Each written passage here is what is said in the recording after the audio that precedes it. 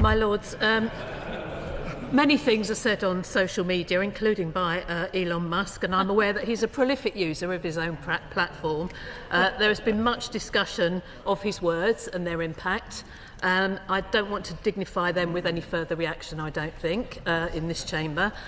In terms of the capping of donations, those who participate in electoral campaigns must also follow the donation and spending rules set out in law.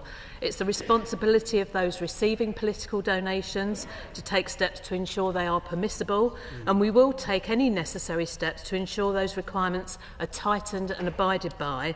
And that's what there's no current priority on capping donations, but we are very keen on strengthening the rules around how donations work. My Lords, what plans does my My Lords, we'll hear from the Conservative bench next. My Lords, may I say to the Minister that I welcome both her initial reply and her reply in response to Lord Renard. She will be aware that Reform, in announcing its policy in relation to Doge, said that the Doge would cost nothing to the ordinary voter, because the expertise was being provided for free, which surely constitutes in itself a donation of some form or another. On Saturday, the Times, Aubrey Allegretti, reported that the head of Doge in Kent had said that they had, quote, hired up to 12 people, including forensic accountants and data scientists. Surely this either constitutes a donation, which should be looked at by the Electoral Commission, or more likely is a cost to the voters of Kent County Council, of which they were not aware when they cast their votes only a few weeks ago. The Noble Lord makes a very important point, and I have heard a lot about Doge in Kent, as many of us have done. Local government funding is incredibly complex, and if anything like what I've heard and seen in the press is true, it's very important that anyone looking into it has a very detailed understanding of it, and indeed we have our own regulatory bodies, including CITFA, who do great work in that area. In terms of breaches of donations, the rules are a matter for the Electoral Commission or the police. The Electoral Commission already has the power to investigate and impose civil penalties where it is satisfied there's been a breach.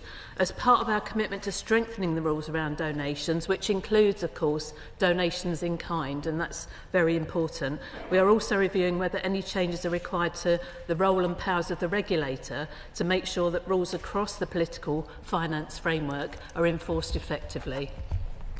My Lords, what plans does my noble friend the Minister have to tighten the rules on foreign donations to ensure that donations are only made from profits generated in the United Kingdom?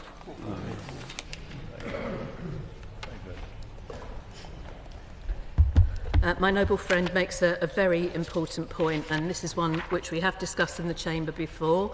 I can assure my noble friend that the government takes the threat posed by disinformation and foreign actors interfering in our democratic processes very seriously. It is and always will be an absolute priority to protect the UK against foreign interference. While it's clear foreign donations to political parties are not permitted, the government does recognise the risk posed by malign actors who seek to interfere with and undermine our democratic processes, which is why we will take all necessary steps to ensure effective controls are in place to safeguard our democratic processes. As I said before, we plan to provide further details on our election strategy in the summer. I welcome the Minister's undertaking to publish a strategy for electoral finance regulation. In so doing, could I encourage her to revisit the report by the Committee of Standards and Public Life, of which my noble colleague Baroness Ramsey was also a member at the time, and we worked on the basis of evidence and particularly with cross-party support for the various recommendations that we made. Regrettably, the government at the time decided to accept none of them, so this is an opportunity for the current government to put right that error.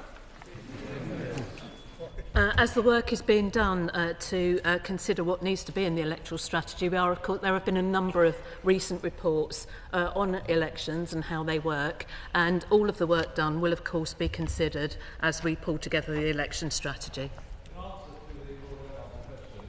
Michael Brown memorial question, the noble lady, the Minister, referred to a strategy document that's being produced before the summer recess. But as of yet, there's been no engagement with any other political party on this document, and in particular, the last Conservative government consulted the Parliamentary Parties panel. This is yet to happen from the Labour government. Will she commit so to do? And I declare my interest as the Treasurer of the Conservative Party. Of course, the noble lord is right that all political parties must be engaged in any consultation. I think the idea is to produce a draft strategy based on the reports that have been produced so far, and then have an extensive consultation on that. But I'll reply to the noble lord in writing if that's different. My Lord, on money flowing into British politics further, we did have in the Russia report some information on Russian money flowing into primarily the Conservative Party and associated organisations. We now have American money from extremely reactionary groups within the United States, not the American state, flowing into a range of third-party campaigns and potentially through unincorporated associations to political parties. What is the government going to do to try to monitor that and make it transparent and regulated? Well, I agree with the noble lord that this is a very important area. There are strict rules relating to unincorporated associations and the political contributions they make, including transparency requirements when making significant political donations. Donations from unincorporated associations at the moment make up around 4.6% of value of all reported permissible donations, but there is a risk there, and I think it's very important we take that risk seriously.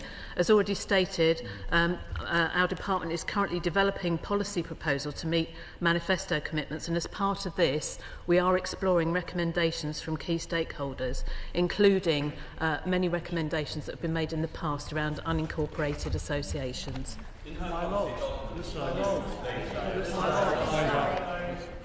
Thank you.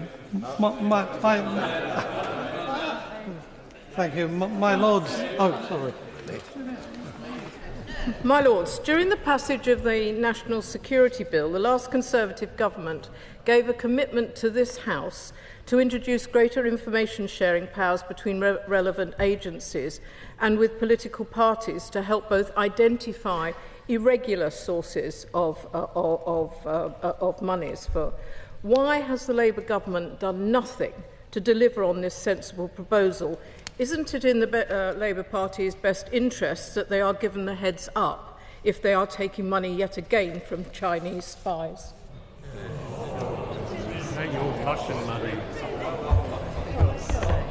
I don't think it's at all helpful when we're discussing an important issue around electoral law to be throwing around political accusations about where the money has come from, because all parties have evidence of what other parties have done. I think we've got to take this issue with the seriousness that it deserves.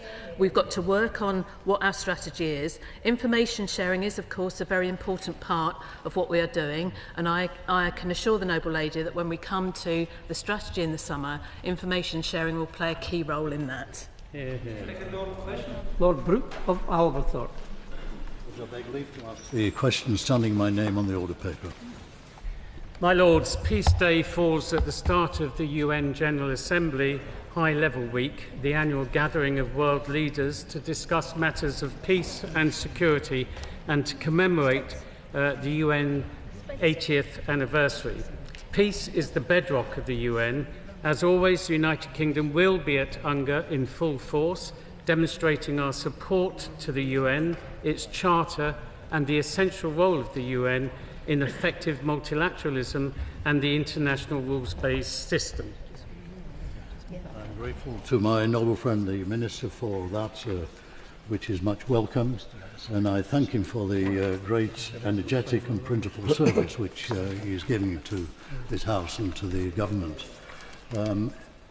Looking at the question, I'm wondering whether there's a possibility we might start thinking of shifting the focus marginally away from it simply being about international diplomacy.